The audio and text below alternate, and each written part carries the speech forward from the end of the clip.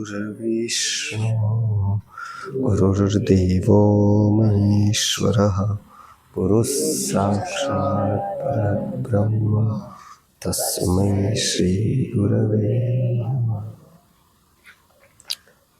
अध्याय 6 श्लोक 43। तत्र तं बुद्धिसंयोगम् तत्र तं बुद्धिसंयोगम् लभते पौर्वदेहिकम्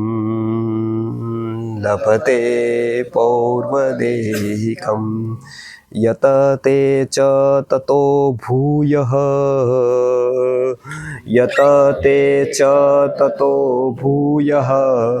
संसिद्धौ कुरु नन्दन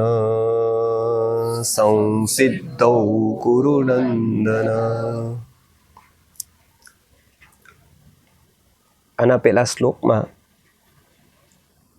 ઉત્તમ લોકો બે પ્રકારે જન્મ લે છે એવી વાત કરેલી, એક શુચિ શ્રીમાનને ત્યાં, એક યોગીને ત્યાં. આ બે પ્રકારના જન્મની વાત કરેલી. એમાં બીજા પ્રકારનો જન્મ અતિશય દુર્લભ છે એવી વાત કરેલી. આ શ્લોકમાં એવો જન્મ થાય પછી શું કરે છે? સામાન્ય વ્યક્તિના જીવનમાં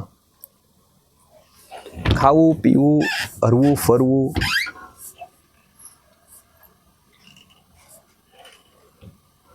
સમાજ જેને મોજ મજા કહે છે એ કરવી, ખ્યાતિ પ્રાપ્ત કરવી, ધન ભેગું કરવું, પોતે કેમ સુખી થાય એના માટે પ્રયત્ન કરવો, દુઃખથી કેમ છૂટાય એના માટે પ્રયત્ન કરવો, આ એનું જીવન હોય છે. મોટા ભાગનું જીવન ખાવા પીવામાં જ પૂરું થાય છે. એનાથી જીવનનું લક્ષ્ય હોતું નથી. એટલે સામાન્ય વ્યક્તિ આવીને શું કરશે એનું કોઈ મહત્વ નથી રહેતું, કેમ કે એનું કરવાનું જ એટલું હોય છે. ગમે ત્યાંથી એ શરીરથી વધારે વાત વિચારી શકતો નથી. બધી જ જગ્યાએ એના કેન્દ્ર બિંદુમાં શરીર ભૌતિકતા રહે છે. ધર્મ પણ કરે છે, દાન પણ દે છે, બધી જગ્યાએ શું કરે છે તો કે એ કેન્દ્રમાં હું રહે છે, કેન્દ્રમાં ભૌતિકતા છે, કેન્દ્રમાં મને શું મળે, કેન્દ્રમાં આનાથી શું થાય. ધ્યાનના પણ વર્ગમાં લોકો પૂછે કે એ શિબિર કરી ધ્યાનની એટલે શું થઈ જાય, ગીતા ભણી લઈ આટલા વર્ષો તો શું થઈ જાય, શું મળી જાય. હવે એ પ્રશ્ન એ બીજી વાતમાં નથી પૂછતો, ઉલટું એ પૂછે કે આટલા ક્રિકેટ જોયું મેં, આટલા પિક્ચરો જોયા, શું થઈ ગયું, આટલું મનોરંજન થઈ ગયું, શું થઈ ગયું, આટલા વિદેશોમાં ફરી આવ્યા, શું થઈ ગયું, આટલી ઓળખાણો થઈ ગઈ, શું થઈ ગયું. અંતે પ્રશ્ન જો પૂછવો હોય તો એવો જ પૂછાય કે એનાથી શું થયું. પણ એ ઉલટો પ્રશ્ન પૂછે છે કે ગીતાથી શું થઈ ગયું, અધ્યાત્મથી શું થઈ ગયું. એટલે અહીંયા પેલું કહે છે કે પેલું તો આપણી શિક્ષણ વ્યવસ્થા અત્યારની જે છે એ એવું કહે છે કે બધા જ લોકો ઝીરોથી શરૂ કરે. બધા લોકોનું એડમિશન થાય 5 વર્ષ પછી, એટલે બધા લોકો એક સરખા હોય અને બધા ભણવાની શરૂઆત કરે. એટલે બધાની એજ સમાન હોવી જોઈએ. 6 વર્ષની ઉંમરે જ એડમિશન મળે. બધા જ 15 આવતા 10મામાં આવે, 17 આવતા 12મામાં આવે, 20 આવતા કોલેજ પૂરી કરે, 22 આવતા પોસ્ટ ગ્રેજ્યુએટ. આવું બધાનું એક જ સરખું રહે. કેમ? તો બધા લોકો ઝીરોથી સ્ટાર્ટ કરે. સિદ્ધાંત છે, પૂર્વજન્મ છે નહીં. બધાની સ્ટાર્ટ ક્યાંથી તો કે ઝીરોથી. એટલે બધાની ભણવાની ઉંમર કેટલી તો કે 5 વર્ષની. બધાનું એક જ સરખું. કેમ? તો કે બધાનું સ્ટાર્ટિંગ ક્યાંથી તો ઝીરોથી. ક્રિશ્ચિયાનિટી એવું માને છે કે બધા પૂર્વમાં ક્યાંય હતા જ નહીં, બધા સ્ટાર્ટ સીધા. જેવી રીતે વરસાદ આવે અને અંકુરો નીકળી પડે, પાણી અને ભૂમિનો સંયોગ થાય તો અંકુરિત થઈ જાય, એવી જ રીતે સ્ત્રી અને પુરુષનો સંયોગ થતાં જીવો આવી જાય. પૂર્વનું કે એવું કાંઈ જ નહીં. જેવી રીતે અનેક જગ્યાએ એવું થાય કે કોઈ પણ બે વસ્તુનો સંયોગ થાય તો અમુક વસ્તુઓ બની જાય. એવી જ રીતે બેનો સંયોગ થતાં જીવ આવી જાય. પૂર્વમાં કાંઈ જ નથી. અહીંયા ગીતા કહે છે કે બધા ઝીરોથી ચાલુ નથી કરતા. કેટલાક લોકો એક લોકેશન 1થી શરૂ કરે છે, કેટલાક 2થી શરૂ કરે છે, કેટલાક 3થી શરૂ કરે છે, કેટલાક 4થી શરૂ કરે છે. એટલે એક જ ગુરુના આશ્રમમાં એક જ સ્કૂલમાં ભણવાવાળા પણ બધા એક સરખા નથી. એક સરખું ભણીને પણ એક સરખું જીવનમાં નથી ઉતારી શકતા. એક સરખા દેખાતા હોવા છતાં પણ બધા એક સરખા નથી. બધાની કેટેગરીઝ છે. વિષય વાઇઝ બધા એક સરખા નથી. બધાને અલગ અલગ વિષયો પ્રિય છે. બધાનું ગમવું અલગ અલગ છે. કેમ એવું છે? તો કે એનું કારણ એવું છે કે પૂર્વમાં એ કંઈક કરીને આવ્યા છે, એને ખબર નથી. કોકને પહેલાં ખબર હતી, આજે ખબર પડવાવાળા લોકો નથી. પેલા ગુરુને ખબર પડતી હતી કે આ વ્યક્તિ શું શીખીને આવ્યો છે. કોઈ કાંઈ શીખીને આવ્યો તો કોઈ કાંઈ શીખીને આવ્યો, કોઈ કાંઈ શીખીને આવ્યો. એને એ વિષયમાં આગળ વધારવો એ કામ ગુરુ કરતા હતા. હવે એવા ગુરુ રહ્યા નહીં, એટલે હવે તો એને ખબર નહીં, ગુરુ તો છે નહીં. એટલે એક કોઈ વિષય શીખીને આવે છે એવું અહીંયા કહે છે કે તત્રતમ બુદ્ધિ સંયોગમ. પૂર્વમાં જે એને કામ કર્યું હોય, જે વૃત્તિ રાખેલી હોય, એ વૃત્તિ જ અહીંયા લઈને જન્મે. એને બુદ્ધિ સંયોગ કહેવાય. બુદ્ધિથી જે કામ કર્યું હોય એનો સંસ્કાર પડે એના જીવનમાં. ભારતીય સંસ્કૃતિ એટલે હંમેશા શેમાં માને છે? બુદ્ધિમાં માને છે. આપણે પણ કહેવાય છે કે વિનાશ કાલે વિપરીત બુદ્ધિ, શુદ્ધાહી બુદ્ધિ કિલકામધેનું. શુદ્ધ બુદ્ધિ વિનાશ કાલે વિપરીત બુદ્ધિ થાય તો વિનાશકાળ થઈ જાય. બુદ્ધિ શુદ્ધ રહે તો જીવન શુદ્ધ થઈ જાય. એટલે અહીંયા કહે છે કે બુદ્ધિનો સંયોગ, પૂર્વનો બુદ્ધિનો સંયોગ અહીંયા લઈને જન્મે છે. આ પહેલી વાત. અહીંયાનો નથી જન્મતો, પણ એ પૂર્વનો એનો બુદ્ધિનો સંયોગ હોય છે. એ હોય છે એટલે કોક કે એની ઉપર અસર થાય છે.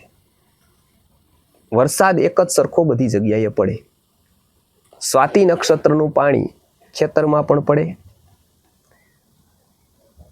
દરિયામાં પણ પડે. એનું એ પાણી છીપમાં પણ પડે તો મોતી બની જાય. એકનું એક પાણી છે. ગ્રહણ કરવાવાળા અલગ અલગ છે બધા. બધે મોતી ન તૈયાર થઈ જાય. પાણી એક જ હતું. પથ્થર ઉપર પડ્યું, કાંઈ ન થયું. ખેતર ઉપર પડ્યું, ઘઉં પાક્યા. છીપમાં ગયું, મોતી થઈ ગયું. પાણીનો જ માત્ર કમાલ નહોતો, પાણીનું જ મહત્વ નહોતું, ગ્રહણ કરવાવાળાનું પણ કમાલ હતું. નકર પાણી શું કરત? એક સરખું બધે વરસી ગયું, પણ પાત્રતા જ ન હોય આનામાં, લેવાવાળામાં. તો કદાચ કૃષ્ણ પણ સામે હોય, કાંઈ ન થાય. ત્યારે હતા પણ ખરા. એક જ દ્રોણાચાર્ય પાસે બધા ભણતા હતા. પાંડવોય હતા, કૌરવોય હતા. એક જ દ્રોણાચાર્ય પાસે ભણી અને એક આધ્યાત્મિક થયા, એક રાક્ષસો. ભણાવવાવાળા એક જ સરખા હતા. ભણાવવાનું પણ એક સરખું હતું, પણ લેવાવાળાની ક્ષમતા અલગ અલગ હતી. દૂધ એક જ સરખું ગાય આપે, એનું એ દૂધ વાછડામાં જાય, બુદ્ધિનો વિકાસ ન કરે, શરીરનો વિકાસ કરે. એનું એ દૂધ મનુષ્યમાં જાય, શરીરનો વિકાસ ન કરે, બુદ્ધિનો વિકાસ કરે. એનું એ દૂધ સાપમાં જાય, ઝેર રૂપે રૂપાંતરણ થઈ જાય. એકનું એક દૂધ, પરિણામ 3. કેમ? તો કે લેવાવાળાની કેટેગરી અલગ અલગ. કોઈ ઉત્તમ ગુરુ પાસે જઈને પણ કોરે ને કોરો રહે. કોક એમની પાસે જઈ અને એમને ખબર પડી જાય કે આની પાસે લેવા જેવું શું, એ પૂરેપૂરું લઈ લે. કેમ? તો કે લેવાવાળાની પાત્રતા એવી. અહીંયા બધી જ જગ્યાએ પાત્રનું જ મહત્વ છે. શેનું મહત્વ છે? વ્યક્તિનું. આપણને એવું લાગે કે હજારો લાખો કરોડો ધન નહીં, એક જ વ્યક્તિનું મહત્વ છે. તમને વારસદાર પણ એક જ કાફી છે, પણ એવો હોવો જોઈએ. હજારોથી કાંઈ જ ન થાય. મિત્ર એક જ કાફી છે, પણ એ એવો હોવો જોઈએ જે ન કહેલી વાતો સમજી જાય આપણી, જેને ભાવ જ કાફી હોય સમજવું. સગા પણ એક જ કાફી છે. લાઈન બંધ, ડઝન બંધની જરૂર જ નથી, પણ એ એવા હોવા જોઈએ. આપણે વાત જોઈતી. તો મહત્વ શેનું છે? પાત્રનું છે. અહીંયા અધ્યાત્મના ક્ષેત્રમાં પણ પાત્રનું મહત્વ છે. અધ્યાત્મના વિચારો ખૂબ ઊંચા, પણ ગ્રહણ કરવાવાળું જો પાત્ર ન હોય તો એ ઊંચા વિચારોની કોઈ કિંમત ન રહે. એ ઊંચા વિચારો માત્ર આકાશની ફિલોસોફી રહે, આકાશીય તત્વજ્ઞાન થાય. એટલે અહીંયા કહે છે કે એવા લોકો કેવા હોય તો કે તત્રતમ બુદ્ધિ સંયોગમ લભતે પૌર્વદેહિકમ, પૂર્વજન્મનો બુદ્ધિ સંયોગ પ્રાપ્ત કરે, બુદ્ધિ સંયોગ પ્રાપ્ત કરી અને પોતે આવે. એટલે કંઈક લઈને આવે પેલી વસ્તુ.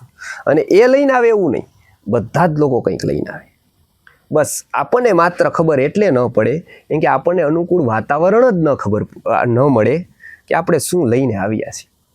કેમ કે એવું જોવાની જગતને ફુરસત છે જ નહીં કે તમે શું લઈને આવ્યા છો, તમે મને શું આપશો એના માટે જ આખું જગત દોડે છે. આખા જગતને આપણી પાસેથી કંઈક ને કંઈક જોઈ છે. કાંઈ નહીં તો પ્રશંસા જોઈ છે, કંઈ નહીં તો વાતો જોઈ છે, કંઈ નહીં તો આશ્વાસન જોઈ છે, કંઈક ને કંઈક આખા જગતને જોઈ છે. આખું જગત માગણ છે. માગવાનું એનું દિવસથી શરૂઆતથી શરૂ થાય છે, સવારથી જ એ માગે જ છે. કોઈ ભૌતિક રીતે નહીં માગતું હોય પણ એક રીતો તો એ માગે જ છે. કદર, પ્રશંસા બધું જ માગવાનું શરૂ થાય છે. એ અતૃપ્ત મન છે. અતૃપ્ત મન હોવાથી જ વ્યક્તિને પિક્ચર ગમે છે, અતૃપ્ત મન હોવાથી જ રાજનીતિ ગમે છે. આ બધા જ લક્ષણો શેના છે? અતૃપ્ત મનના છે.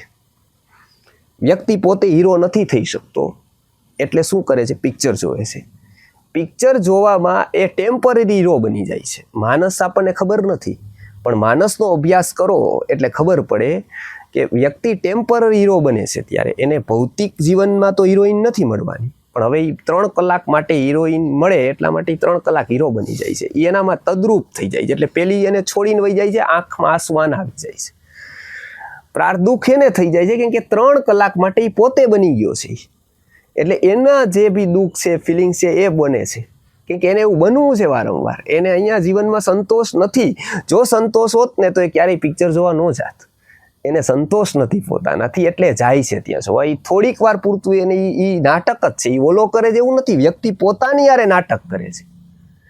એ ઓલો નાટક કરે છે એ એને જોવું એટલે ગમે છે કેમ કે પોતાની અંદર એક નાટક ચાલુ છે. હંમેશા જોવું બીજું એવું જ જોવું ગમે જે આપણી અંદર હોય. આપણી અંદર અધ્યાત્મ હોય તો આપણને અધ્યાત્મ જ સાંભળવું ગમે. આપણી અંદર સત્ય હોય તો આપણને ખોટા ઉપર ગુસ્સો જ આવે. પણ આપણામાં જ ખોટું અંદર હોય ને તો આપણને ખોટું જોઈને કાંઈ ન થાય. આપણને એવું થાય એવું તો જગતમાં હાલે છે, આવું તો ચાલ્યા જ રાખે. કેમ તો કે આપણામાં જ અંદર ખોટું છે. આપણામાં નાટક છે તો આપણને નાટક જોવાનું, પિક્ચર જોવાનું મન થાય છે. કેમ તો કે એવું આપણને જોવું એટલે ગમે છે કે આપણી અંદરનું આકર્ષણ ત્યાંનું પડ્યું છે, પૂર્વનું. એટલે જ સિરિયલ જોવી લોકોને ગમે છે. સિરિયલ ટીઆરપી શું કામ કરે છે આટલી મોટી? આટલા બધા લોકો જોવે છે શું કામ? એને નથી ખબર કે આ બધું ખોટું છે? ખબર જ છે બધું ક્યાં ઉતરે છે, કેટલા પૈસા અપાય છે એના માટે કેટલી બધી તૈયારીઓ થાય છે, કેટલા મેકઅપ થાય છે, બધું જ ખબર છે. અને છતાંય એ જોવે છે શું કામ? તો એને પૂર્વનું આકર્ષણ એટલું બધું છે, એટલું બધું ખોટું પંપાળ્યું છે અંદર કે એ આ લાઈફમાં એ સંતુષ્ટિ જ નથી. એને એ નથી એટલે મોટા ભાગના લોકોને મોટું બજાર છે એની ઉપર. જે આપણી અસંતુષ્ટિ એ કેટલા મોટા લોકોનો બિઝનેસ છે. એ થોડી વાર પૂરતો વ્યક્તિ પિક્ચરમાં જાય છે, થોડી વાર પૂરતો હીરો બને છે. એ 3 કલાકનો હીરો પેલો છે, એ ઓરિજિનલ નથી. પોતે પણ એ 3 કલાક હીરો બની જાય છે. એટલે એમાં તદ્રુપ થાય છે. પેલી છોડીને જાય છે, આ તે એ પોતે જ બની ગયો હોય, પોતે ભૂલી ગયો હોય. જેમ એક દારૂ છે નશો, એમ એક નશો છે. એ નશામાં એ 3 કલાક કાઢી નાખે છે. એને એમ થાય છે કે મેં મનોરંજન કર્યું, આવીને થાકી જાય છે. એ 3 કલાક એક લાઈફ પૂરી કરીને આવે છે. એ 3 કલાક એ મનમાં એટલા બધા તામસ વિચારો લઈને જન્મારામાં જે સંસ્કારો જાય એ 3 કલાકના સંસ્કારો પાડીને આવે છે. એને માઇન્ડ ખબર નથી.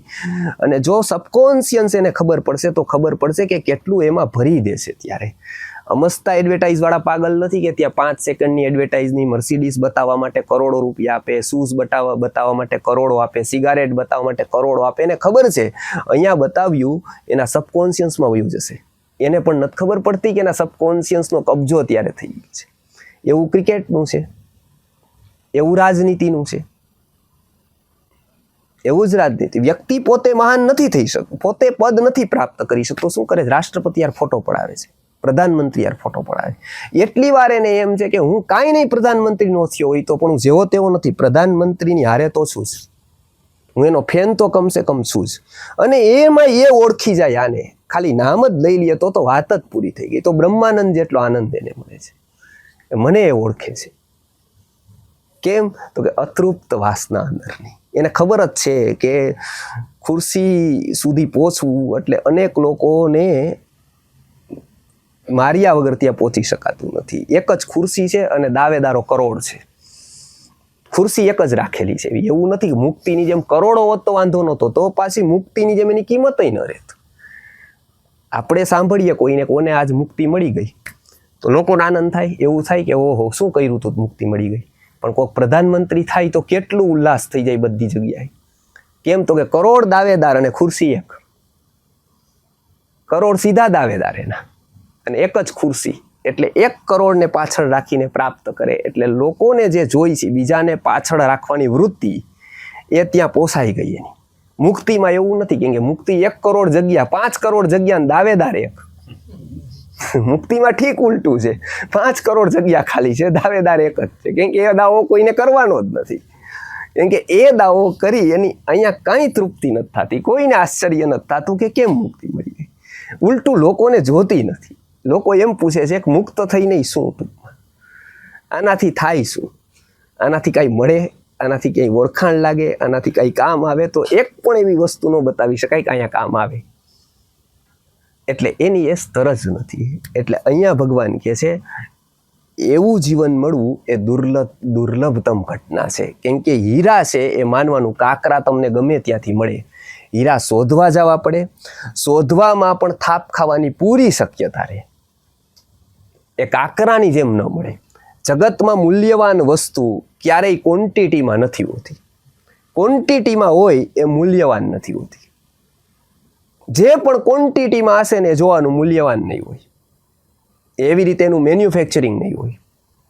ચિપ્સનું મેન્યુફેક્ચરિંગ હોય, વેફર્સનું હોય, સોનાનું એવી રીતે ન હોય, એવી રીતે હીરાનું એવું ન હોય, ધડ કરોડો નીકળે એવું ન હોય, તો એની કિંમત નથી. મૂલ્યવાન વસ્તુ ક્વોન્ટિટીમાં ન હોય, ક્વોન્ટિટીમાં હોય, મૂલ્યવાન ન હોય. માણસો પણ કાકરા જેવા કરોડો મળે, પણ હીરા જેવા કોક એક હોય. ઈ પણ હીરા મૂકશે ના કહે લાખ મારા મોલ. ઈ પણ એ કિંમત નો કે, કિંમત એના પક્ષે કરવાની જ નથી, ઝવેરીને કરવાની છે. હીરાની કિંમત કરવાની કોને? હીરો પોતે નો કે. હીરા મૂકશે ના કહે લાખ મારા મોલ. ઈ પોતે મૂલ્ય કે જ નહીં. પોતે મૂલ્ય કે એટલે કોડીનો થઈ જાય. પોતે ને પોતે જો એમ કે મારું આટલું બધું મૂલ્ય છે, તો એ કોડીનો થઈ જાય. તો એની કિંમત જ ન રહે. એટલે એ ક્યારેય નો કે એની કિંમત શું. એની કિંમત કરવાવાળા ઝવેરી જોઈ. એ ઝવેરીની સંખ્યા આજે ઓછી થઈ છે. એટલે આજે ઋષિ નથી એવું નથી, આજે પણ છે. આજે ઋષિને ઓળખવાવાળું માનસ નથી. આજે લોકોનું પાગલપન બીજી જગ્યાએ છે. એક સમય એવો હતો, બુદ્ધ અને મહાવીર નીકળતા હતા, બધું જ છોડી દીધું હતું, હાથમાં માત્ર ભિક્ષા પાત્ર હતું. આપણા જેવા જોવે તો દયા ખાધા વગર ન રહીએ. એની પાસે છે શું? 2 ટાઈમની રોટલી મારી પાસે છે, રસોડું છે, 5-7 નોકર છે. એની પાસે તો કાંઈ જ નથી. સામાન્ય વ્યક્તિ જોવે તો કમસે કમ એને સુખી મહેસૂસ કરે કે આના કરતાં તો હું સુખી જ છું. અને એને જોવા માટે લાખો લોકો આવી જતા. જે ગામમાં પ્રવચન કરે આત્માનું, એ ગામ હજારો લોકો આવી જાય ત્યાં. એની પાસે ભૌતિક કાંઈ જ નહોતું, માત્ર એક ભોજનનું પાત્ર, એ પણ કોકની ઘરેથી ખાવાનું. એમાં પોતાનું તો રસોડું નહીં, પોતાનો સ્ટાફ નહીં, પોતાનું કાંઈ જ નહીં. અને છતાં કેમ? તો કે વ્યક્તિને એક જિજ્ઞાસા હતી પરમ તત્વની. આ વખતે હું આંશિક અનુભૂતિ પણ કરી લઉં, મનુષ્ય જીવનને હું સફળ કરી જાઉં. મનુષ્ય જીવનમાં પ્રાપ્તિ શેની કરવી છે, હું કમસે કમ હું જાણી લઉં. આ વખતે હું કોણ છું, હું ક્યાંથી આવ્યો છું, હું દુઃખી શું કામ છું, હું સુખી શું કામ છું, મારા સુખ દુઃખનો સાથી કોણ છે, અંતરની ચેતના મારી ક્યાં જોડાયેલી છે, હું મરી જાઉં ત્યારે હું ક્યાં જઈશ, હું જન્મ્યો નહોતો ત્યારે ક્યાં હતો. આ બધી જ ઘટના જો એ વિચારતો જાય ને, તો એક એનામાં ઊભું થઈ જાય જિજ્ઞાસા. એને કહેવાય છે અથાતો બ્રહ્મ જિજ્ઞાસા. પહેલી વાત છે કે હું આવ્યો એ ખોટી વાત, મને કોક લાવ્યું, અને હું મર્યો એ પણ ખોટી વાત. મેં કાંઈ કર્યું જ નહીં. મર્યો તો હું તો મરવાનો જ, હું મારા હાથમાં તો હતું જ નહીં, નકર હું મરત કેમ? જેમ કે આ મેં કર્યું એવું કહેવાય, એમ હું મર્યો એવું કહેવાય જ નહીં. કેમ કે કોઈ મરવા ઈચ્છતું જ નથી. મરવા કોણ ચાહે છે? કોઈ જ નહીં. બધાને મરવું પડે છે. એમના માટે તો આખી ફોજ ડૉક્ટરોની છે, રસાયણોની ભરમાર છે આયુર્વેદમાં, કે વ્યક્તિ મરે નહીં અને છતાંય એને મરવું પડે છે. આટલા બધા આયુષ્યના રસાયણો ખાઈને પણ વ્યક્તિને અંતે મરવું પડે છે. કેમ મરવું પડે છે? ત્યારે આ એક રહસ્ય એને સમજાય કે કેવી રીતે આ જગત ચાલે છે, કેવી રીતે મારું જીવન ચાલે છે. આ કંઈ સમજાતું નથી મને. હું અહીંથી જમું છું, પચે છે કેવી રીતે, કેવી નસ ચાલે છે, કેવી રીતે મારું મસ્તિષ્ક ચાલે છે, આંખો જોવે છે કેવી રીતે, મારું લોહી બને છે કેવી રીતે. લાખો કરોડો રૂપિયાની ટેકનોલોજીથી જે લોહીનું એક ટીપું ન બની શકે એટલું જ લોહી બને છે જેટલું જરૂરી છે. એટલું જ માંસ બને છે. એકદમ આંગળામાં, બધા જ આંગળામાં સરખે સરખું માંસ બને છે. એક પોઈન્ટનો ફરક નથી રહેતો. લાસ્ટ સુધીના આંગળા બધા સરખા. એક એક આંગળીઓ પહેલી, બીજી, ત્રીજી, ચીથી બધી જ સરખી. પગના અંગૂઠાથી લઈને બધા જ સરખા. પગ બરાબર સરખા. એક ઊંચો ને એક નીચો થયો તો માઉસનું મિસમેનેજમેન્ટ થાય તો નહીં. શરીરમાં ખોરાક ઓછો જાય તો પગ એક ઊંચો નીચો નથી થતો. માઉસ ઓછું થાય તો વ્યક્તિ પતલો થાય છે. નહીતર એવું પણ થાય કે એક પગ એમને એક ઓછો થતો જાય, એવું નથી થતું. એવું કેમ થાય છે? ત્યારે એને લાગે છે કે કોઈક શક્તિ એવી છે કે જે મને ચલાવે છે. કોઈક શક્તિ એવી છે જેને મારે ઓળખવાની છે. આ જે શક્તિને ઓળખવાનો વિચાર જાગે છે ને, ત્યારે વ્યક્તિના જીવનમાં અધ્યાત્મની શરૂઆત થાય છે.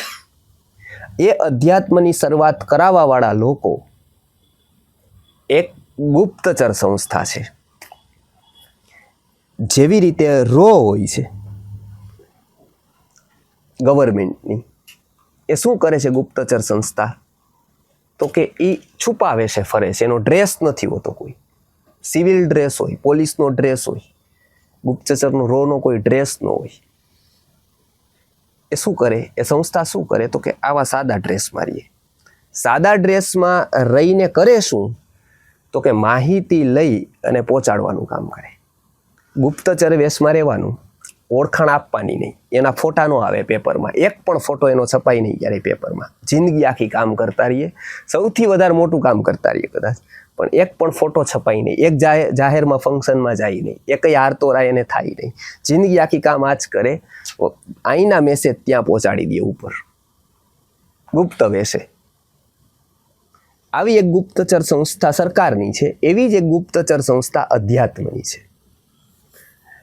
ફરક માત્ર એટલો છે કે આ લોકો અહીંની માહિતી ત્યાં પહોંચાડવાનું કામ કરે છે સરકાર સુધી. ઓલા લોકો ભગવાનની માહિતી અહીંયા સુધી પહોંચાડવાનું કામ કરે છે. આ બેમાં ફરક આટલો જ છે. આમનો પણ કોઈ એક ડ્રેસ કોડ હોતો નથી. આમને પણ કોઈ હારતોરા હોતા નથી. આમને પણ કોઈ ખ્યાતિની અપેક્ષા હોતી નથી. આમને પણ કોઈ પ્રશંસાની ભૂખ હોતી નથી. બસ કામ બે એક જ કરે છે.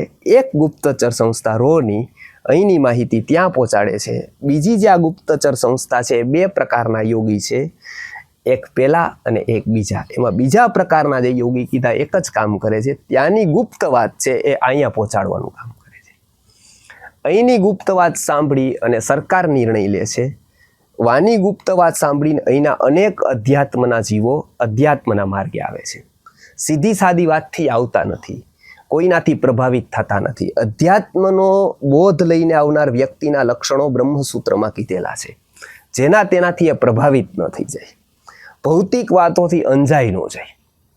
મોટાભાગના તો કથામાં એટલે જાય છે કથાકારે મેકઅપ સારો કર્યો હોય, ભોજન સારું પીરસ્યું હોય, જાહો જલાલી સારી હોય, એસી બંધ હોય ને કુલર બંધ રાખવામાં આવે તો અડધી કથાના મંડપ સાફ થઈ જાય. જમણવાર ન હોય તો પૂર્ણા મંડપ સાફ થાય. કેમ કે એ કથાના પ્રવચનના તત્વજ્ઞાન માટે આવતા જ નથી. એ આવે છે કોઈ બીજા હેતુ માટે. અમે આ કીધેલું કે તમે એક કામ કરો, સાચા તમારામાંથી જોવા હોય તો તમે એક કામ કરો, કુલર બંધ કરી દો અને સાંજનું ભોજન એમ કહો પોતાના ઘરેથી લઈ આવવાનું અને કાંઈક ઉપવાસ કરી નાખવાનું. તો કેટલા આવે? આવવાવાળાની સંખ્યા પોણી. કેમ કે એમના માટે કોઈ જતું નથી. ઉલટું એનો ક્યાં વાંક છે? બોલવાવાળો એટલા માટે આવતો નથી. બોલવાવાળાઓ પણ ફિક્સ કરે છે પહેલાં કે મને 20 લાખ રૂપિયા આપશો, 15 લાખ આપશો, કેટલા આપશો મને. એ જ એનું નિમિત્ત બને લાવવાનું. અને આમાં વ્યક્તિને ખોટું એટલે નથી લાગતું કેમ કે વ્યક્તિને કોઈ અધ્યાત્મની ભૂખ જ જાગેલી નથી. એટલે અહીંયા એ કહે છે તત્રતમ બુદ્ધિ સંયોગમ લભતે પૂર્વદેહિકમ, પૂર્વદેહિક બુદ્ધિનો સંયોગ પ્રાપ્ત કરી અને યોગી આવે છે, કોઈ મહાપુરુષ જન્મે છે. પછી શું કરે છે? પૂર્વનો બુદ્ધિ સંયોગ મળી ગયો, હવે શું કરે છે? હવે ખાઈ પી આરામથી બેસે છે તો કે નહીં, યતતે ચ તતો ભૂય, યતતે ચ તતો ભૂય એટલે એનાથી આગળ પોતે પ્રયત્ન શરૂ રાખે છે. હંમેશા એ પ્રયત્ન શરૂ રાખે છે. અને આ બહુ કઠિન કામ છે. કોઈ પણ વાત છે એ લાંબા સમય સુધી સાતત્ય જાળવવું ને એ કઠિન વાત છે. એક વારમાં ગમે તે થઈ જાય, એક વારમાં વ્યક્તિ ગમે તે કરી દે કેમ કે ફ્લકથી થવા વાળું છે. નિયમિત થવું કઠિન અને વૃત્તિ ઉપર એની અસર પડે છે, બુદ્ધિ ઉપર એની જ અસર પડે જે સાતત્યથી થાય છે. આકર્ષણ એનું જ ઊભું થાય છે કે જે સાતત્યથી થાય છે. એકવાર કરી દીધું એનાથી કાંઈ નથી થતું, સતત થાય છે. એટલે પહેલાના કાળના ઉદાહરણો આપતા હતા લોકો કે 2 વાર વાંચ્યું 3 વાર વાંચ્યું, શિષ્યને જ્યારે યાદ નથી રહેતું ત્યારે ગુરુ એને ઉદાહરણ આપવા માટે બતાવવા જાય છે કૂવામાં. કૂવાની પનિયારીઓ પાણી ભરતી હોય તો એમાં પથ્થર હોય, ગાઢ મીઠ પથ્થર, એટલા કઠિન પથ્થર હોય, એમાં એને લીસોટા પાડી દીધા હોય પહેલાં દોરડાના. એટલે સમજાવતા કે આ જો આ શેનાથી પડ્યા, તો કે દોરડાના નિશાન છે. પથ્થર કોતરી દીધો હોય, પથ્થરમાં આવી રીતે નિશાન પડી ગયા હોય દોરડાના. કે દોરડું છે સામાન્ય, બરાબર, અને આ પથ્થર છે. પથ્થર ઉપર દોરડાના નિશાન, પથ્થરને કોતરી દીધો તો કેવી રીતે કોતરાઈ ગયો? આમ તો કોતરાય નહીં. એટલે એ સમજાવે કે કરત કરત અભ્યાસ કે જડમતી હોત સુજાન, ગગરી આવત જાવત સે શીલ પર પરત નિશાન. શીલ ઉપર નિશાન કેમ પડી ગયા? તો કે સતત દોરડું ફર્યું. એકવાર ફરત તો કાંઈ ન થાત, એક ગમે તેટલી મહેનત કરત 2 કલાક કાંઈ ન થાત. શું થયું? તો કે સતત થયું. સતત થયું એટલે એની અસર શીલ ઉપર પણ થઈ, મતલબ શીલા ઉપર થઈ, પથ્થર ઉપર પણ થઈ. શેનું કારણ? તો કે સાતત્યનું કારણ. યોગ દર્શનકાર કહે છે કે તમે જે વસ્તુ સતત કરો છો ને, તમારા માઇન્ડ ઉપર, તમારા સબકોન્શિયસમાં એની અસર થાય છે. એટલે આપણને ખબર નથી, પણ આપણે પિક્ચર જોઈએ છીએ તો ન ખબર પડતા આપણે એવા થતા જાય છે. ન ખબર પડતા આપણને પણ ક્રોધ આવે છે, ન ખબર પડતા આપણને ચાલાકી આવડી જાય છે, ન ખબર પડતા આપણે પણ એવું તિકડમ કરીએ છીએ જેવું સિરિયલમાં જોઈએ છીએ, ન ખબર પડતા આવું બધું જ થાય છે. કેમ? તો કે આપણે સબકોન્શિયસમાં ચિંતન એનું કરીએ છીએ. કોઈ વ્યક્તિ સટ્ટો રમે છે, એવું ખોટું નથી, અધ્યાત્મનો એ વિષય નથી, પણ એ સતત અપ્સ એન્ડ ડાઉન્સ સેન્સેક્સના બજારના જોવે છે. સતત એ જોવે છે એટલે એનું માઇન્ડ પણ સ્થિર નથી રહેતું, અપ્સ એન્ડ ડાઉન્સ થાય છે. એકવાર એ કરી દીધું હોત ને ભૂલી ગયો હોત વાંધો નહોતો. સતત જોવે છે, અપ્સ જોવે છે, ડાઉન જોવે છે, અપ જોવે છે, ડાઉન જોવે છે. સતત એના માઇન્ડમાં વિચાર એ જ આવે છે. એ વ્યક્તિનું સબકોન્શિયસ પછી સ્થિર જ નથી રહી શકતું ક્યાંય. સતત અપ્સ એન્ડ ડાઉન્સ જોવે છે. કોઈક વ્યક્તિ રાજનીતિમાં એવું કરે છે, સતત ઉત્તેજના વાળા સમાચાર સાંભળે, ત્યાં થયું, ત્યાં શું થયું, ત્યાં શું થયું. વ્યક્તિ સ્થિરતા અધ્યાત્મમાં નથી કરી શકતી. કેમ? તો કે એ સતત જે થાય છે એની અસર એક તો વ્યક્તિગત માઇન્ડ ઉપર થાય છે, બીજું સામાજિક પરિપ્રેક્ષ્યમાં થાય છે. આખો સમાજ એવો બનતો જાય છે. અત્યારે અધ્યાત્મની ભૂખ કેમ નથી લાગતી લોકોને? કેમ કે સમાજ આખામાં વાતાવરણ કેવું છે? તો કે આખા સમાજનું વાતાવરણ આવું છે. એટલે પહેલાના કાળમાં આવું હતું કે બુદ્ધ અને મહાવીર જતા હતા તો બધા. આજે વાતાવરણ આખું ઉલટું થઈ ગયું. કદાચ બુદ્ધ અને મહાવીર નીકળે, લોકો કદાચ સામે પણ ન જોવે, લોકોને એનાથી કંઈ લેવા દેવા જ ન હોય, પણ કોઈ એક એક્ટર નીકળે પિક્ચરનો તો 2-3 હાઈવે બંધ કરવા પડે. કોઈ પણ એક રાજનેતા નીકળે, 3-4 હાઈવે ઉપર ભીડ જ ભીડ ભેગી થઈ જાય. કેમ? તો લોકોનું આકર્ષણ બદલી ગયું. અત્યારે જે અહીંયા હતું એ અહીંયા થઈ ગયું. એટલે અહીંયા એવું કહે છે કે એ શું કરે કે અધ્યાત્મનો જે જીવ હોય ને એકનું ધ્યાન રાખે. આકર્ષણ કોનું થાય છે ને એ જ આપણા વિકાસનું કેન્દ્ર બિંદુ હોય છે. આપણું આકર્ષણ ક્યાં, એ જ આપણને ત્યાં લઈ જવામાં મોટું કારણભૂત છે, ફ્યુલ એ જ છે. આપણને લઈ જવાનું ફ્યુલ જે છે એ જ છે આપણું આકર્ષણનું કેન્દ્ર બિંદુ શું. એટલે અહીંયા એ કહે છે કે હંમેશા એ તો પણ શું કરતો રહે છે, તો કે પ્રયત્ન કરતો રહે છે. યતતે ચ તતો ભૂયઃ. શેના માટે પ્રયત્ન કરે છે, તો કે સંસિદ્ધો કુરુ નંદન, મુક્તિ માટે, ઉત્તમ સિદ્ધિ માટે એનો હંમેશાનો પ્રયત્ન શરૂ હોય છે, થાકતો નથી. સામાન્ય વ્યક્તિ છે થોડાક વારમાં એ થાકી જાય છે, થોડુંક કરે, વિપરીતતા આવે, કંઈક થાય, મૂકી દે. પણ ઉત્તમ લોકો શું કરે, થાકે નહીં. ગમે તેટલું થાય એ સિદ્ધાંતો પકડી રહે એટલે પકડીને જ ચાલે, એ થાકે જ નહીં. એ અહીંનું લક્ષણ કહે છે કે એ શું કરે છે, તો કે યતતે ચતો ભૂયઃ, હંમેશા પ્રયત્ન કરતો રહે છે. શેના માટે, તો કે સંસિદ્ધિ માટે, મુક્તિ માટે એનો પ્રયત્ન સતત રહે છે. આ એક ઉત્તમ યોગીની વાત ભગવદ્ ગીતામાં અહીંયા બતાવી. પૂર્વના બુદ્ધિ સંયોગને લઈને પોતે આવે છે, આગળ પ્રયત્ન કરે છે. શેના માટે, તો કે મુક્તિ માટેના પ્રયત્નો અહીંયા શરૂ રાખે છે. હવે આ કામ એને જગતથી તદ્દન વિપરીત કરવાનું છે એટલે ખૂબ જ કઠિન થાય છે. આ અહીંયા શ્લોક પૂરો થાય છે. આવતા શ્લોકમાં પહેલા પ્રકારના લોકો છે એ આવીને શું કરે છે એનું આપણે આગળ વિવરણ જોવાના છીએ. આ શ્લોક અહીંયા પૂર્ણ થાય છે. અહીંયા એ બુદ્ધિ સંયોગ પૂર્વનો પ્રાપ્ત કરીને આવે છે અને પછી પોતે મુક્તિ માટેના પ્રયત્નો સતત ચાલુ રાખે છે. આ શ્લોકનો આ ભાવાર્થ છે. હવે કોઈને પ્રશ્ન હોય તો એક પ્રશ્ન લઈએ. હાજી, હા હા હાજી, હા, મુક્તિ અને મોક્ષ બે એક જ. વેદમાં, ઉપનિષદમાં, ગીતામાં બધી જગ્યાએ નિર્વાણ, મોક્ષ, મુક્તિ આ બધા જ સમાનાર્થી શબ્દો છે. બરાબર. આત્માનું શરીર વગરનું હોવું એટલે મુક્તિ.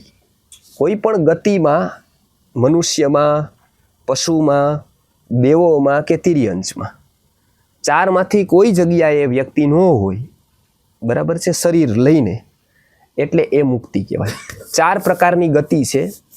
એક મનુષ્ય છે, આપણાથી નીચે તિર્યંશ છે, બરાબર છે. બે પ્રકારના દેવોના ભાગ પડે છે. એમાં એક તામસ દેવો નારક, એક ઉત્તમ દેવો. એ બે પ્રકારના દેવગતિ.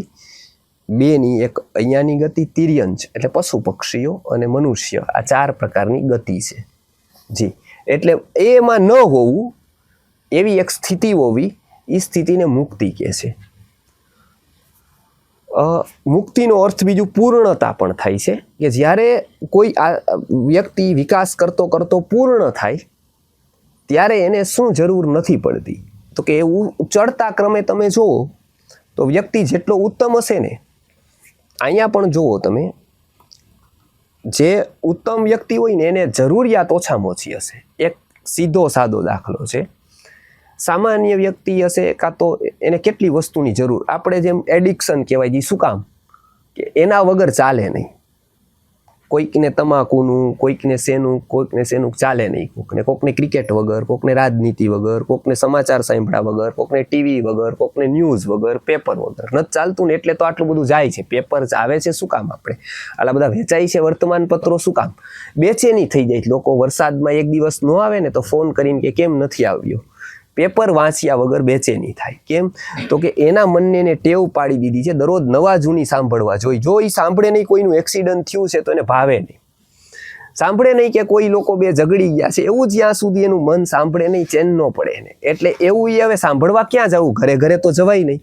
એટલે એ પેપરમાં સાંભળી લે, જોઈ લે, ઓકે શાંતિ થઈ જાય. અને હવે એ નથી થતું તો બેચેની થાય તો એ બાજુના દુકાનવાળામાં જઈને એને પૂછે કે આસપાસમાં શું ચાલે છે.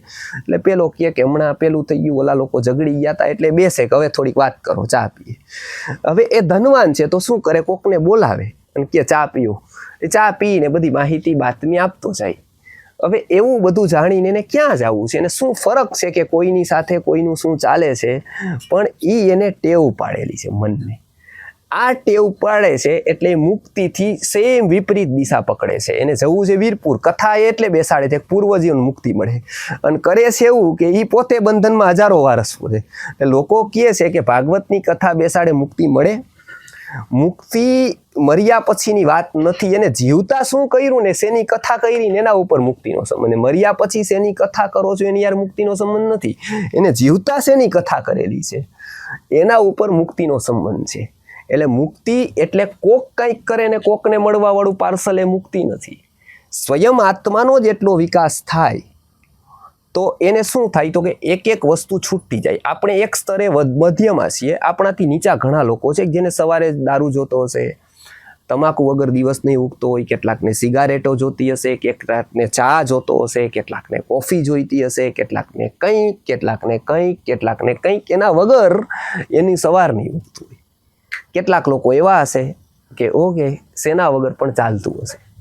તો એ એક આવ્યા, તમારી અધીનતા એટલી ગઈ. પછી એક વસ્તુ વગર ચાલે એમ કોઈક વ્યક્તિનું ક્યાંકને વ્યસન આવે કે ખાલી વસ્તુનું જ વ્યસન થાય એવું નથી, વ્યક્તિનું વ્યસન થાય. વ્યક્તિ વગરનું ચાલે.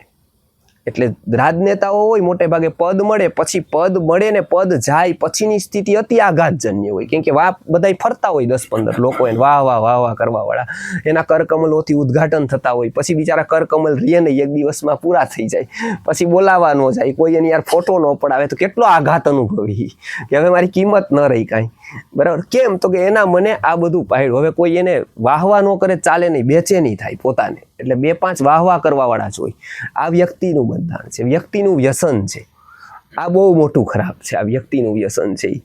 આ બધા વ્યસનોથી દૂરથી આપણે અહીંયા આવ્યા. આપણને પણ હજી અપૂર્ણતા છે. શેની અપૂર્ણતા છે તો કે શરીર જોઈએ, શરીરને જમવા જોઈએ, શરીરને તકલીફ પડે, વાયુના રોગ થઈ જાય, દવા જોઈએ, આ બધું જોઈએ. બરાબર? એટલે અધીનતા છે. મુક્ત એટલે એ બધાથી ઉપર ઉઠી ગયા. શરીર જ ન જોઈએ, ઇન્દ્રિય નથી, શરીર નથી, કાંઈ જ નથી. એટલે એ પૂર્ણ છે. એ અવસ્થા શેની છે? મુક્તિની છે.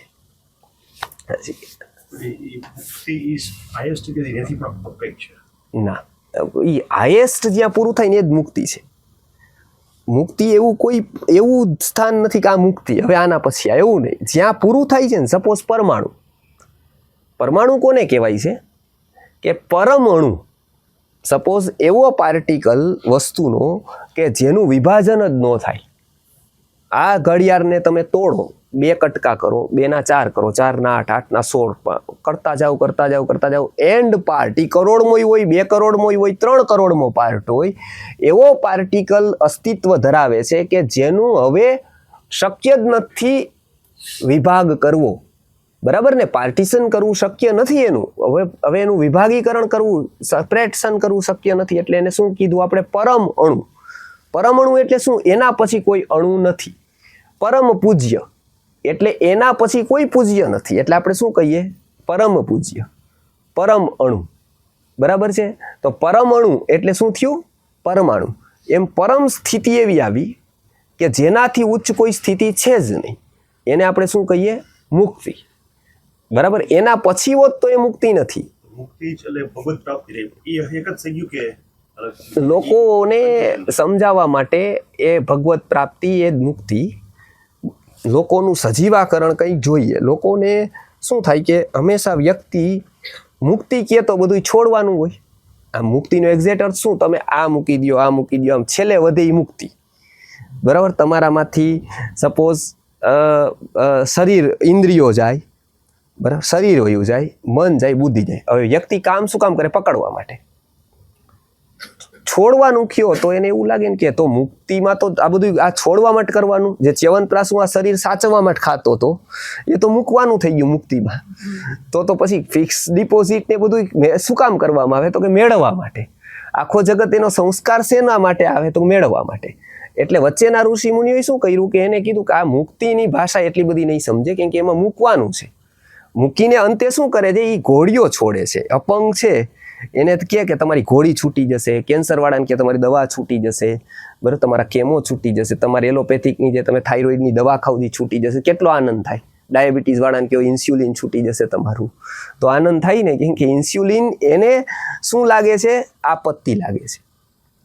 એને શું લાગે? ડિપેન્ડન્સી લાગે છે. પણ એવું વ્યક્તિને જેવું ડાયાબિટીસ વાળાને ઇન્સ્યુલિન લાગે છે ને એવું આપણને શરીર નથી લાગતું. આપણને શરીર મસ્ત લાગે છે કે બરાબર છે કે નહીં? મને આ વખતે બહુ સારું, હમણાં બહુ સારું થઈ ગયું એમ ટૂંકમાં, બરાબર છે. વજન ઉતારી આવ્યા થોડોક ત્યાં નેચરોપેથ સેન્ટરમાં જઈને, એટલે એ અત્યારે આપણને એ સારું લાગે છે. એટલે આપણને મુક્તિ એટલે છોડવાનું લાગે તો આપણને નુકસાની લાગે છે કે ભાઈ એવી હું ન કરું, કરી હોય તો ભલે એ લોકોએ કરેલી હોય.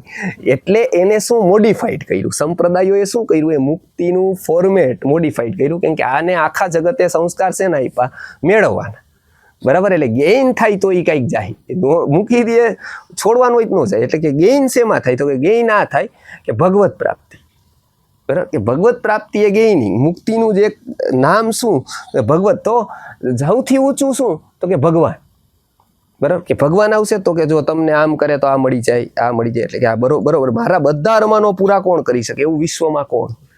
એવું વિશ્વમાં એક ભગવાન. એ જ આપણા હાથમાં આવી જાય તો પ્રધાનમંત્રી જેવા 100-500 આપણા ખિસ્સામાં આવી ગયા તો બરાબર છે. ભગવત પ્રાપ્તિ એટલે પ્રધાનમંત્રી આપણામાં આવી ગયા, પ્રધાનમંત્રીને કેટલા ગણા ઊંચી શક્તિ આપણા હાથમાં આવી ગઈ તો લોકોને મજા આવે, તો લોકોને થાય તો બરાબર, તો મુક્તિ લેવા જેવી. ટૂંકમાં ભગવત પ્રાપ્તિ એ એનું મોડિફાઈડ રૂપ જે લોકોને કે તમે આવું, પણ વાસ્તવમાં બંને એક જ. ભગવત પ્રાપ્તિ એ લોક સાધારણ વસ્તુ સમજાવવા માટે કહેવામાં આવે, દર્શન શાસ્ત્રની દ્રષ્ટિથી એને મુક્તિ કહેવામાં આવે. અને આમ જોઈ તો ભગવત પ્રાપ્તિ છે જ, અપ્રાપ્તિ ક્યારેય હતી જ નહીં, બરાબર. અત્યારે પ્રાપ્તિ ક્યાંક દિલ્હી હોય ને મળવાના હોય, કાં તો દૂર હોય ને મળવાના હોય, તો એને લાગે કાલો આટલે સુધી પહોંચી જાવ પછી આમાં ઈ આવશે થોડાક એમ ટૂંકમાં, એમ કરીને પ્રાપ્તિ થશે. એટલે એવી કોઈ વ્યક્તિ ભગવાન નથી કે એ દૂર ક્યાંક છે, બરાબર, અને પછી એને મેળવવાના દેવું નથી. પણ મુક્તિ એટલે આ કે વિકાર અને કષાયો છે જે વ્યક્તિના, જે આત્મા ઉપર છે એ ઢંકાયેલું છે. પ્રકાશ તો એનામાં છે જ, તો શું કરેલું છે? ઢાંકી દીધો છે. હવે શું કરવાનું છે પ્રકાશ લાવવા માટે? તો કે સૂર્ય છે જ બહાર, હવે શું કરવાનું? તો કે આવરણ દૂર કરવાના છે. એ આવરણ દૂર કરવા, એ દૂર કરવાનું જે કામ છે ને એ જ મુક્તિ છે. એ તો છે જ, અંદરની શક્તિ આત્માની તો છે જ. હવે એમાં વધારે પડતું આપણે શું શું કર્યું છે? તો કે એ બધું કાઢતું જવાનું. એ કાઢવાનો પ્રયત્ન એટલે જ અધ્યાત્મ. જી હા, હા જી. એક મનુષ્ય જીવનના કાલમાં કેટલી વાર એનો આત્મા કયા કયા સ્ટેજીસમાં એને છોડીને પાછો એની અંદર આવતો હોય છે? અગર એ પોસિબિલિટી છે તો શું એ આત્મા એક જ આયામમાં ફરતો હોય છે કે બીજા આયામમાં બીજા? એ જ મનુષ્ય કાળના જીવનમાં. હા જી. સૌથી પહેલા છે ને વેદાંત એસ્ટ્રલ ટ્રાવેલિંગ નામનો એક concept હા, છે. એસ્ટ્રલ ટ્રાવેલિંગ નામનો જે કન્સેપ્ટ છે એ ઉર્જા જે આપણે કહીએ છીએ, આત્મા એટલે એક કોમ્બો છે વેદાંતનો, બરાબર. કેવલ આત્મા નથી એ, બરાબર. વેદાંતના મતે એ આખો કોમ્બો છે. એમાં પંચ જ્ઞાનેન્દ્રિય, પંચ કર્મેન્દ્રિય, પંચ પ્રાણ, મન અને બુદ્ધિ, આ 17 તત્વોને લિંગદેહ કહેવામાં આવે છે વેદાંતની દ્રષ્ટિથી. આ લિંગદેહ છે એ એક ચીપ જેવો છે. એ ચીપ અહીંથી મરણ થઈ જાય એટલે એ ચીપ નીકળી જાય, માં ફિટ થઈ જાય એટલે બેઠો બેઠો ડેટા અહીંથી ટ્રાન્સફર થાય ત્યાં, બરાબર છે. એ ત્યાં પાછું એવું ને એવું શરૂ થઈ જાય, ચિપ્સ જ છે, બરાબર. આત્મા બેયમાં કોમન છે. હવે આત્મા અહીંયાથી ત્યાં નીકળીને જઈ શકે નહીં આ જ શરીરમાં, બરાબર. પરકાયા પ્રવેશ કહે છે અથવા તો એસ્ટ્રલ ટ્રાવેલિંગ કહે છે, બરાબર છે. આ બધી જ વસ્તુઓ છે એ એક એવી વસ્તુઓનું રૂપાંતરણ કે પ્રત્યાગમન છે કે જે સૂક્ષ્મ કાય જેને કહેવાય છે સૂક્ષ્મ શરીર, એનું પરકાયા પ્રવેશ જે કરે અથવા તો અહીંથી બીજામાં નાખવામાં આવે, આ બધી જ વસ્તુ એ લિંગ દેહને આભારી છે. એ એક પ્રકારનો દેહ છે. લિંગ એટલે કે સૂક્ષ્મ છે તો દેહ જ એટલે એને દેહ કહેવામાં આવે છે. આત્મા અને દેહમાં બે શબ્દો છે, એક દેહ અને એક દેહી. દેહી એટલે શું? તો કે આત્મા, જેનો દેહ છે એ. આ દેહ કોનો છે? આત્મા, બરાબર. એટલે એ કોણ લે છે? કોણ પહેલી વાર એને કોણ? આ કંપની કોની? તો કે પહેલી વાર ઊભી કોને કરી? આમ કંપની બધાની. પ્રવચન વખતે એમ કંઈક આપણી જ છે કંપની બધાયની, એટલે કે આ આપણી જ છે બધાયની, બરાબર. 500 લોકો બેઠા હોય પણ અંદર ઓલાય સમજતા આ સમજ. કંપની કોની? તો કે ડિસિઝન કોનું? તો કે આનું. ઊભી કોને કરી? તો કે આને. શરીર તૈયાર કોને કર્યું? તો કે આત્માએ. પહેલા કોણ આવ્યું? તો કે આત્મા. પછી એને શું કર્યું? પાયો નાખીને આવી રીતે તૈયાર કરી, ઇન્દ્રિયો, હાથ પગ બધું શરૂ કર્યું ને. પહેલી વાર તો આ જ આવ્યો, એટલે એ એક દેહી કહેવાય. બીજું બધું થવાવાળું શું કહેવાય? દેહ. એમાં એક સૂક્ષ્મ દેહ કહેવાય, કારણ શરીર કહેવાય, સ્થૂળ શરીર કહેવાય, સૂક્ષ્મ શરીર કહેવાય. એમાં જે સૂક્ષ્મ એટલે કે લિંગ દેહ છે એ ચીપ જેવો છે. એસ્ટ્રલ ટ્રાવેલિંગ વગેરેના કન્સેપ્ટ છે એમાં ઈ જાય છે, આત્મા ન જાય. એમાં ઈ ટ્રાવેલ કરીને આવે એટલે અહીંયા આવી જાય, એટલે એ અહીંયા પાછું એવું ને એવું એનું જીવન થઈ જાય, અહીંયા પાછું એનું જ્ઞાન આવી જાય. અને એ જ આપણે હુંકારથી કહી, સપોઝ આપણે શું થયું છે કે બાળક હોય નાનું, બરાબર, એનો જન્મ થાય ત્યાં સુધી એ એક શુદ્ધ રૂપે હોય, એ આપણે એને આત્મા કહીએ. સપોઝ એવું આત્મા શરીર લઈ લીધું એ છે. હવે ત્યાં સુધી એ ત્રીજા પુરુષમાં વાત કરે, બરાબર. સપોઝ એનું નામ મયંક હોય કે સપોઝ એનું નામ મનીષ હોય, બરાબર. તો એમ કે મનીષને જોઈએ છે આ, બરાબર, અથવા તો મનીષ પડી ગયો, બરાબર છે, તો મનીષને જોવો છે. એવું શું કામ બોલે? એમ કે તમે બધા એને મનીષ કહો છો, બરાબર. એટલે એને એમ થાય કે આ બધાય મનીષ. એટલે મમ્મી કે એમ નહીં, તારે એમ કહેવાનું મારે જોઈ છે, એમ ટૂંકમાં તારે એમ કહેવાનું હું ગયો, બરાબર. એટલે આપણે એને વ્યાકરણ શીખવીએ, બરાબર. ઓલો એમ કે મનીષને ભૂખ લાગી, મનીષ પડી ગયો, મનીષને જોવે છે. આપણે એમ કંઈ નહીં, એ એમ જોવે કે બધાય મનીષ કહે છે આને, એટલે એ પણ શું કહેવાનું શરૂ કરે? મનીષ કહેવાનું શરૂ કરે, બરાબર. કે ભાઈ મનીષને જોવે છે, બરાબર. પછી આપણે એને નહીં, મનીષ એટલે તું, બરાબર, તને. એટલે આપણે એને પહેલેથી શરૂઆત કરી, તું એટલે કોણ? તો કે તું એટલે મનીષ. એમ ત્યાં સુધી એને કાંઈ ન થાય. એને એમ કહે કે ભાઈ મનીષ સાવ ખરાબ છે, કે મનીષ સાવ આવો છે કે આવો. આપણે એને 10-15 વાર કહી દઈએ, ત્યાં અંગૂઠો ચૂસતો હોય. જેવો મોટો થાય 10-15 વર્ષનો, બરાબર, 10માં આવે પછી તમે કહો એને કે મનીષ સાવ આવી રીતના સાવ ગફલત વાળો છે, મનીષ સાવ હરામી છે, તોફાની છે, તો શું કરે? આગ બબૂલા થઈ જાય, બરાબર. ત્યારે અંગૂઠો ચૂસતો, તેને કાંઈ લેવા દેવા નહોતી મનીષ સાથે. પણ એને બધા લોકોએ સબકોન્શિયસમાં નાખ્યું, બધા સામાજિક ભેગા થઈને, કે તું એટલે મનીષ, તું એટલે મનીષ. એટલે એને માનવા માંડ્યું કે હું એટલે મનીષ, બરાબર છે. એ શું કર્યું કે સમાજવાળાએ બધાએ ભેગું થઈને એનું શિક્ષણ કર્યું, બરાબર. ઘરવાળાએ નાખ્યું, સ્કૂલમાં નામ લખાવ્યા, સ્કૂલવાળાએ બધાએ કીધું, સબકોન્શિયસમાં નાખવા માંડ્યા કે ઘરવાળાએ મનીષ કર્યું, પછી દાખલામાં નામ લખાવ્યું કે મનીષ આજથી અમે પેંડા વેચી છે, આજથી નામ મનીષ છે. સ્કૂલમાં ગયા, સ્કૂલવાળાને 500 જણાને કહી દીધું, બરાબર. 500 થી 5000 લોકો, 5000 થી રાજનીતિમાં ફોર્મ ભર્યું, 5 લાખ થઈ ગયા, 5 કરોડ થઈ ગયા. હવે એનો અહંકાર એટલો મોટો થઈ ગયો કે હવે એને કે હજારો લોકો મનીષ, એવોર્ડ બધા મનીષના નામે મળ્યા, બરાબર. એટલે મનીષ, હવે મનીષને કોઈ કે હવે એનાથી સહન નહીં થાય. કેમ? એ ઓળખાણ, એને મનીષ હજારો લોકોએ એ દેહને, એ હતો નહીં, વાસ્તવિક એ નથી મનીષ, બરાબર. એ દેહ છે, બરાબર. ઓલો લિંગ દેહ છે, આત્મા. પણ સોશિયલ ઇન્ફ્લુએન્સથી હજારો લોકોએ એને કીધું, આ વધતું ગયું. પછી આપણે પણ એવું કે અમે કોનું પ્રવચન સાંભળ્યું? આ ભાઈનું. કે એટલે એને પર ક્યાં રાખ્યું કે એ પ્રવચન, એની નામની નીચે મોટો ફોટો, પછી એના નામનો એવોર્ડ બોલતો, એમ.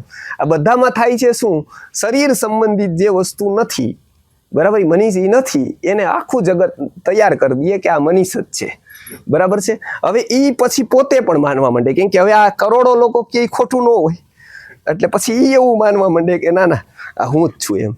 બસ આ જે વસ્તુ છે ને, એ પોતે છે, એ અલગ, આ શરીર અલગ. એમ એનું જેમ આ સ્થૂળ શરીર અલગ છે અને એને પોતાને એમ લાગે છે કે આ હું છું, એવી રીતે એનું સૂક્ષ્મ શરીર અલગ છે, એ ઉર્જા રૂપે હોય. એ જે ઉર્જા રૂપે હોય ને એને વેદાંત શું કહે છે? લિંગ દેહ કહે છે. એવું ક્યારે થઈ શકે કે યા તો વ્યક્તિ પાસે એવી વિશિષ્ટ શક્તિ yogિક ઉત્પન્ન થાય ત્યારે, પહેલી વસ્તુ, બરાબર. એક રેરેસ્ટ કેસમાં એવું થાય. બીજું, તંત્ર વગેરેની સાધનામાં એવું થઈ શકે કે એનો યુઝ, પણ એમાં ઘાતક એ રહે કે એ આગ સાથેની રમત થાય, બરાબર. એ પ્લાસ્ટિક સર્જરી જેવું થાય. આમના કોઈક અંગો આમના બેસાડવા, આમના કોઈક અંગો આમના બેસાડવા, તો એના માટે મોટી પ્રોસેસ થાય, કેમ કે ત્યારે તમે કુદરતની સામે જઈને કામ કરો.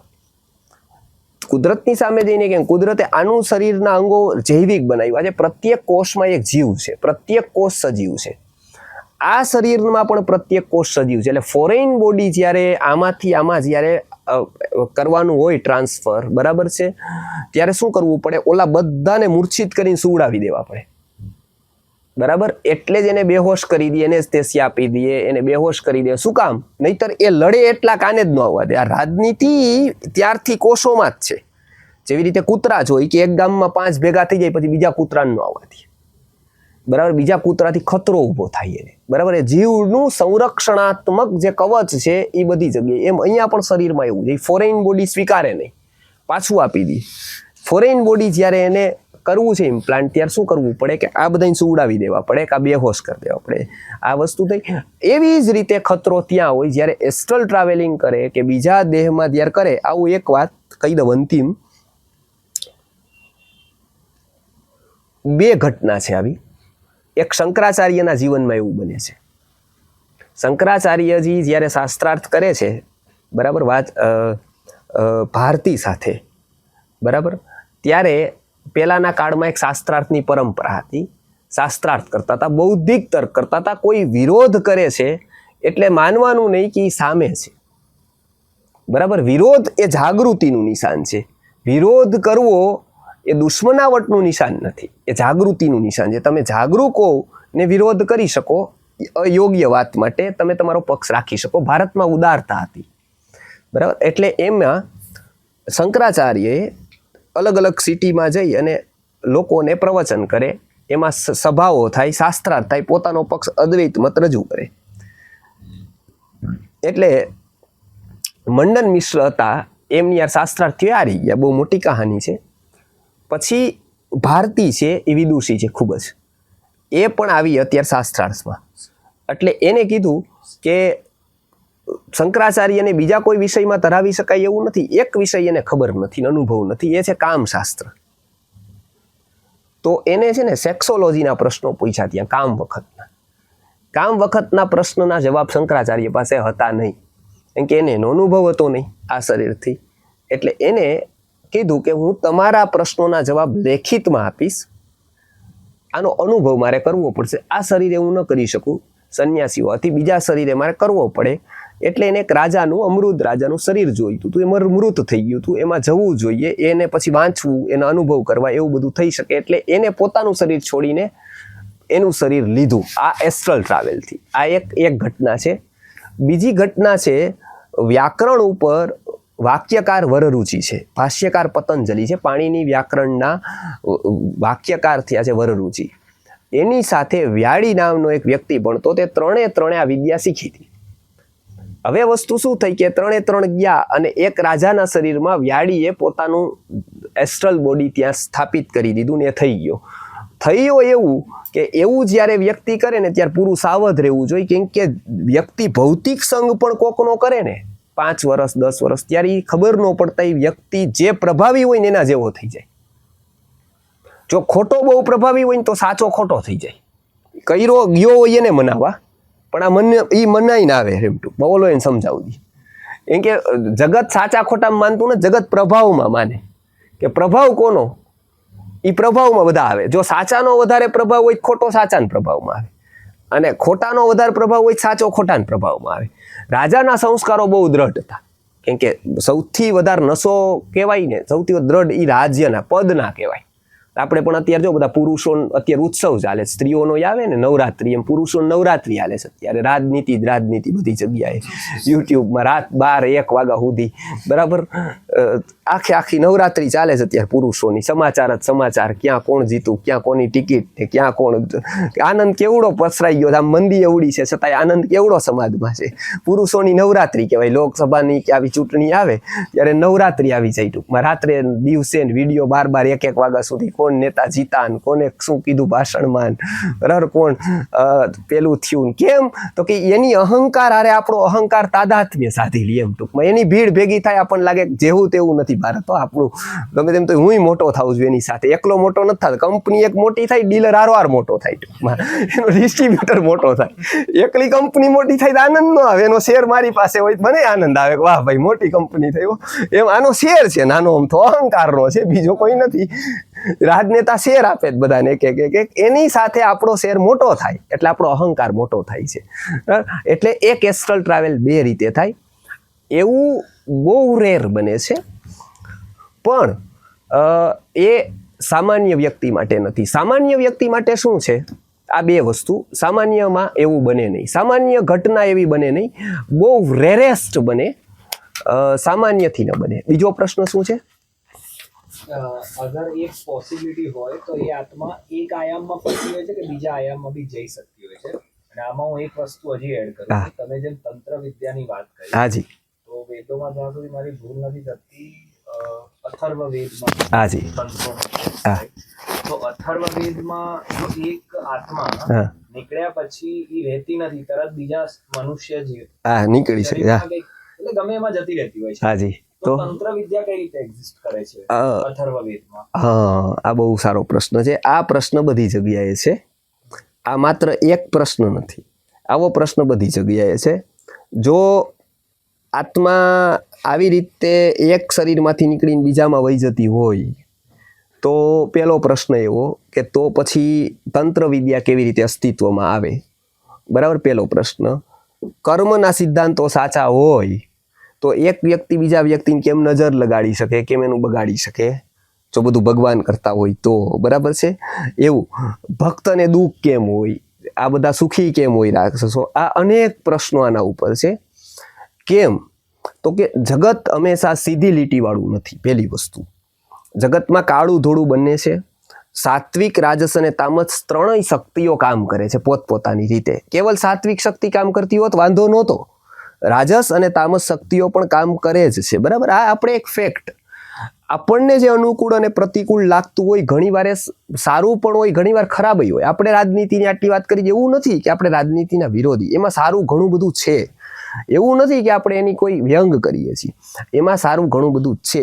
કોઈ એનો સામો પક્ષ ન સમજી લઈએ ટૂંકમાં, એમાં સારું ઘણું છે ને સ્વીકારવા જેવું છે. એમાં કોઈ કરતું હોય ઓકે, એ કામ કરવા જેવું છે, બહુ સારું છે. પણ જે બીજો પક્ષ આપણે વ્યંગ બતાવ્યો, હાસ્ય, એ એક પક્ષ છે. એક પક્ષ એવું કોઈ ન માની લઈએ કે ભાઈ આ કોઈ આપણે સામે પક્ષે કહી ઓકે, એની મહત્વ એની જગ્યાએ છે. એવી રીતે વેદમાં જે તંત્ર વિદ્યા વગેરે કહેવામાં આવેલી છે એ જગતમાં ચાલતી રહેલી છે એવું કહેવામાં આવ્યું છે. એ કરો એવું કહેવામાં નથી આવ્યું. આવો બીજું ઉદાહરણ હું તમને આપું. અમુક જગ્યાએ પ્રવચનો થાય ને તો એમાં પ્રશ્ન પૂછે છે કે આયુર્વેદમાં માંસ વર્ગનું વર્ણન છે. ઋષિમુનિઓએ લખેલું છે કે તમારે પ્રોટીન વધારવું હોય તો પછી ચિલચીમ નામના મત્સ્યમાં પ્રોટીન વધારે છે, આ પ્રકારની માછલીમાં આ વધારે છે, આ પ્રકારના આમાં વધારે છે, ઈંડામાં આટલા વસ્તુઓ છે, આ પ્રકારના સર્પમાં આ છે, આ પ્રકાર આખું વર્ણન માંસનું કરી દીધું. બરાબર છે. ભેંસનું માંસ આવું, ગાયનું આવું, ડુક્કરનું આવું, આનું આવું, આનું આવું. બરાબર. તો ચરક સંહિતામાં આખું જોઈએ આપણે માંસ વર્ગ, કેટલો મોટો માંસ વર્ગ. એમ ટૂંકમાં માંસાહારી વ્યક્તિને એટલા માંસ ખબર ન હોય, એટલા માંસ તો ત્યાં લખેલા છે ટૂંકમાં. બરાબર છે. તો ચાઇના વાળાને નહીં ખબર હોય એટલા તો એટલું બધું માંસ વર્ગ. તો પ્રશ્ન કરે લોકો કે ભાઈ તમે એક બાજુ આવું કહો ને એક બાજુ માંસનું વર્ણન કેવડું આવે છે. ત્યાં માંસનું વર્ણન આવે છે, માંસ ખાવાનું નથી કીધું પહેલી વસ્તુ. હવે મેં એમને પૂછ્યું તો કે જો તમને અહીંયા પ્રશ્ન થયો તો એવો પ્રશ્ન કેમ ન થયો? 20 પ્રકાર આપ્યા 12 તો એમને ઝેરના પ્રકાર આપ્યા, એવું કેમ તમે ન સમજી લીધું? તો ઝેર પીવાનું કીધું છે. જેમ ઝેરનું વર્ણન કરીને એવું નથી કીધું કે આની બોટલ તમે માંડજો મોઢે, ટૂંકમાં સીધું ક્યારેક આપઘાત કરવો હોય તો. પણ ઝેર ક્યારેક આવે તો એને આખા જગતનું વર્ણન કરવાનું હોય ત્યારે આખી વસ્તુઓ લોકોને અનુકૂળ કે પ્રતિકૂળ લાગતી હોય એનું વિચારવાનું જ ન હોય. એને તો સામે પ્રતિપાદન જ કરવાનું હોય, જેવું છે એવું જ એને વર્ણવાનું હોય. એ વર્ણવતા કોકને બંધે ટોપી એવી બેસી જાય તો ઓકે, પણ એને વર્ણન તો એવું કરવાનું. તંત્ર વિદ્યા જે કીધેલી છે એમાં એવું કીધેલું છે કે આવું થઈ શકે, આવું બધું થઈ શકે, આવી વિદ્યાઓ હોય છે જગતમાં. બરાબર. અથર્વવેદે એમાં નક્કી કર્યું હતું કે જગતમાં જેટલી ભૌતિક અને અગોચર વિશ્વની વિદ્યાઓ છે એટલી બધી અહીંયા કહેવાની. જે વેદ ત્રયીમાં નથી કીધી, ઓછી શબ્દ રૂપે નથી કીધી, 3 વેદમાં, ઋગ્વેદમાં, સામવેદમાં, યજુર્વેદમાં, એ બધી વસ્તુ અહીંયા કેવી. હવે એવું કહીને એનો ઉપયોગ બી થઈ શકે, એનો ગેરઉપયોગ પણ થઈ શકે, પણ એને એનાથી મતલબ નથી. એને શું કહેવાનું છે કે અહીંયા આ બંગલો આવ્યો છે, અહીંયા આ આવ્યું છે, અહીંયા આવ્યું છે. બરાબર. એવી રીતે તંત્ર વિદ્યા એટલે કીધી છે કે જગતમાં એવું અસ્તિત્વ ધરાવે છે. આવી બધી વિદ્યાઓ અસ્તિત્વ ધરાવે છે. વ્યક્તિને કદાચ એવું અનુભવ ન હોય, કદાચ નથી, એટલે એનું મસ્તિષ્ક અમુક માની ન શકે. અને આવું હોવા છતાંય અધ્યાત્મ એના સ્થાને મહાન જ છે. આ હોવાથી કાંઈ અધ્યાત્મ નીચું નથી આવી જતું. પેલા ઘણા ડોક્ટરો તો એવા પ્રશ્નો કરે કે પછી જો આવું બધું હોય તો મતલબ તો પછી આનું શું કામ? તો પછી ભગવાનનું શું કામ, તો પછી આનું. પણ એવું કહેતા જ નથી, બધા જ પોતપોતાના સ્થાને છે જ. અધ્યાત્મ એના સ્થાને ખૂબ પ્રભાવી છે. આવી તંત્ર વિદ્યાઓ પણ છે. તો બધું જ અસ્તિત્વ કેટલું ધરાવે છે, કોણ કોણ ધરાવે છે, તો કે આવી વિદ્યાઓ પણ હોય છે. સબકોન્શિયસ માઇન્ડ જેવું આપણું માઇન્ડ પણ હોય છે, એની ઉપર કોઈક કંટ્રોલ પણ કરી લે છે. વ્યક્તિ પાગલય થાય છે, વ્યક્તિ ઉપર આવી અસર પણ થઈ શકે છે. આવું બધું જ છે, એટલે અથર્વવેદમાં એનું વર્ણન આવ્યું છે. એવું એને કીધું છે કે આ જગતમાં આટલું બધું જ છે, બરાબર. એટલે એવું નથી કે અધ્યાત્મનો વેદ હોવા છતાં પણ એને આ બધી વસ્તુનો સ્વીકાર એટલે કરેલો છે કે એવી વસ્તુઓ જગતમાં છે, બરાબર. એટલે વેદની એવું થયું છે કે એ જોઈ અને પછી લખાયેલું છે. આવું છે અને પછી જોવાનું એવું નથી, પણ જેટલું અસ્તિત્વ ધરાવે છે એ બધાને પહેલા જોયું, પછી એમને ગ્રંથ લેખન કરી દીધું કે આટલી વસ્તુ જગતમાં અસ્તિત્વ ધરાવે છે, આવું થઈ શકે, બરાબર. આવું એટલે જ આપણે ત્યાં ગીતામાં એવું કહેવાય કે કર્મની ગતિને છે ને ગહન કીધેલી છે. ગહના કર્મણો ગતિ, બરાબર છે. કર્મની ગતિને ગહન કેમ કીધું? કેમ કે વિશ્વને જેમ તમે સમજતા જાઓ ને એમ અનેક પ્રશ્નો આવે અને એમ અનેક રહસ્યો થાય કે આવું હોય, આવું હોય, આવું હોય, આવું હોય, બરાબર છે. અનેક વિશ્વમાં. એટલે એને બે રીતે જોવાનું. એક સમજવાનો પ્રયત્ન કરવાનો બુદ્ધિથી, બરાબર, એટલે 40% વિશ્વ સમજાય, અને એક સમજવાનો પ્રયત્ન કરવાનો હૃદયથી. 60% વિશ્વ છે ને હૃદયથી સમજાય, 40% જ બુદ્ધિથી સમજાય. કેમ કે જગતમાં બૌદ્ધિક બધું નથી થતું, બરાબર. અને બધા બૌદ્ધિક થઈ જાય જો તો આ જગત ચાલે નહીં, બરાબર. એટલે આ જગત ચલાવવા માટે બીજા શેની જરૂર પડે? તો કે હૃદયની જરૂર પડે, બરાબર. બુદ્ધિ ખાલી ન ચાલે. એ હૃદય છે એટલે મોટા ભાગનું હૃદય એ સમજાઈ જાય. એટલે વેદ કેવું કંઈ પણ જ્યારે સમજવાનું હોય ત્યારે બે વસ્તુ રાખવી, એક બુદ્ધિ રાખવી, બીજું શું? તો કે હૃદય રાખવું, બરાબર. એટલે આટલું. હવે આપણે શ્લોક આપણે આવતા વખતે જોશું. હમણાં છેલ્લે આ વેક્સિનનો સાઈડ ઇફેક્ટના ન્યૂઝ બહુ આવવા માંડ્યા છે. હાજી. તો એમની દવા આપણે જરાક સાઈડ ઇફેક્ટને ઓછી કરવા માટે એક બે પ્રશ્ન હતા. હા, હાજી. એ આયુર્વેદના પ્રશ્નો છે, એટલે કદાચ ઈ પછી લઈએ તો વધારે સારું. એટલે દવાનું નામ બોલી. હાજી, નહીં, એ પછી આપણે લઈએ. ઓકે. હા, જી જી. હા, જી જી.